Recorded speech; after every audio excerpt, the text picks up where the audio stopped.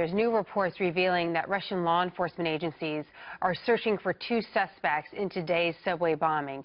The bomb went off on a train between stations in St. Petersburg. At least 10 people are dead because of that, and Russian authorities say that within 2 hours they found and deactivated another bomb at a separate busy subway.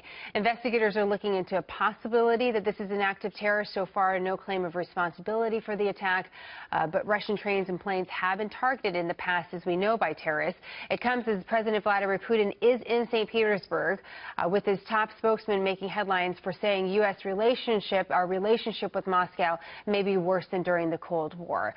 This comes, as you see, as the president continues to be asked about what's happening in Russia, and our relationship with Russia is under examination. So a lot to talk about here. Ambassador Alexander Vershbow is a former Deputy Secretary General of NATO. He's also the former ambassador to Russia, as well as a few other countries. Quite a career, and we're honored to have you back on the program, Ambassador. Thank you. Glad to be here, Jenna. So we all bring our own set of understanding, expertise to headlines when they cross. When you see this first headline cross today, Russia, subway bombing, no one claiming responsibility, what goes through your head? Well, for me, of course, it brought back some very sad memories.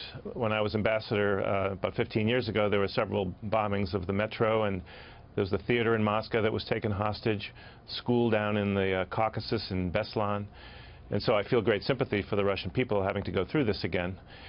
And I think the immediate speculation as to who did it points to the North Caucasus, to places like Chechnya, Dagestan, Ingushetia, where there are radical Islamic movements, where you have seen thousands of Russian citizens who are from these places going to fight with ISIS in the Middle East. So at least initial speculation would point to these groups who are still waging a kind of undeclared war against the Russian state. That's really important to remember, Russia's role in Syria and how it might play in here. We still don't know, of course. We don't have anyone claiming responsibility. As I look at reports out of Russia, you do see different theories present themselves. One writer out of Moscow was commenting that there are those that are already pointing at the Russian government. There's been big protests in Russia in recent days, and some are pointing at the protesters. Is there any precedent for this type of blame game, conspiracy theories in light of this sort of attack? Well, Russians probably surpass even Americans in terms of their fondness for conspiracy theories. And some of those past terrorist attacks that I referred to did lead to finger-pointing, including even at the United States, which was truly ridiculous. So I wouldn't be surprised if some of the same conspiracy theorizing goes on in the next few days. It's important for us to remember that as we see reports come out of Russia. You know, we've been spending so much time on the theorized, hypothetical relationship between the Trump administration and Russia. We're paying a disproportionate amount of time to that, Ambassador, and not as much time on actual policy. And I'm wondering what you think when it comes to our Russia-U.S. relations, what questions we should be asking and what we should be seeking. Yeah. Well, I am concerned that these investigations, which certainly are important and need to run their course and provide the answers that the American people are looking for about what the Russians did, first and foremost, and if there's a connection to the Trump campaign, we need to know that too. But we do, more importantly, have to figure out how we're going to deal with a very dangerous and aggressive Russia, still waging a kind of undeclared war in eastern Ukraine, still intervening in the Middle East in ways that are not entirely consistent with American interests, continuing to sow trouble in many parts of Europe using the same techniques they used in our election with disinformation, propaganda, cyber attacks. So we need a comprehensive approach to Russia aimed at limiting the dangers, hopefully solving some of these big problems, starting with Ukraine, which is where all the trouble began. And you know, if we can get past these big problems, then maybe we can have a better relationship with Russia. The President is right to want to do that, but he shouldn't underestimate just how difficult it's going to be. Well, speaking of that, this spokesman for the Kremlin had something interesting to say on television just a few days ago. Let's go ahead and play that sound. New Cold War, well, maybe even worse.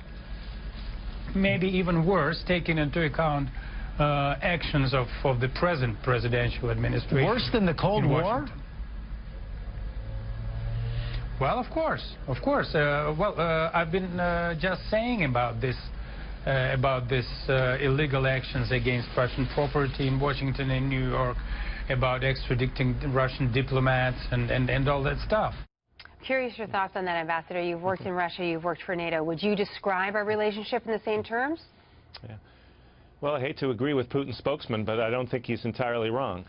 The relationship in many ways is more risky, more dangerous than it was since the height of the Cold War, and I would think you have to go back to the early 60s to find a more dangerous time. The Cuban Missile Crisis, the Berlin crises that led to the building of the Berlin Wall. We achieved a little more predictability later on in the Cold War with Brezhnev. We reached arms control agreements. At least in Europe, we kind of observed certain rules of the game. But now with President Putin having chopped off a piece of Ukraine by force, waging this illegal insurgency in eastern Ukraine, we don't operate on the same basis. We have different rules. I mean, we have rules. The Russians basically have torn up the rule book.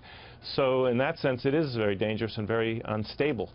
So we do need to get on with defining a strategy towards Russia. To do that, we need to work with the Congress. We need to work with our allies who can be a source of strength so that we can get Russia to start playing by the rules again. That's the big challenge. Do you see that as even a possibility? And what mistakes can we not make, based on your experience, that you've seen past administrations, Republican and Democrat, both make? Well, I think it is possible. And I think President Trump and his efforts to rebuild our military strength, to work with allies. He's now come out more in favor of NATO. We have at least the basis to engage with Russia and try to convince them to climb down from this position of being ahead of lawbreakers #1. But we have to be very careful to verify that the Russians deliver on things that they say. It's the old Ronald Reagan nostrum of trust but verify. And we need to look at the facts as they are on the ground and not what the Russians sometimes say in their propaganda. For example, they say they don't have any troops in eastern Ukraine, but of course they have thousands of troops. They just take off their insignias and pretend that they're locals. Wow. But the Russians are running the show there. They keep pumping in more very sophisticated weapons. I hate to interrupt you, but we're going to get cut off by commercial. Ambassador, it's great to have your expertise. We value it. Thank you. You're very welcome.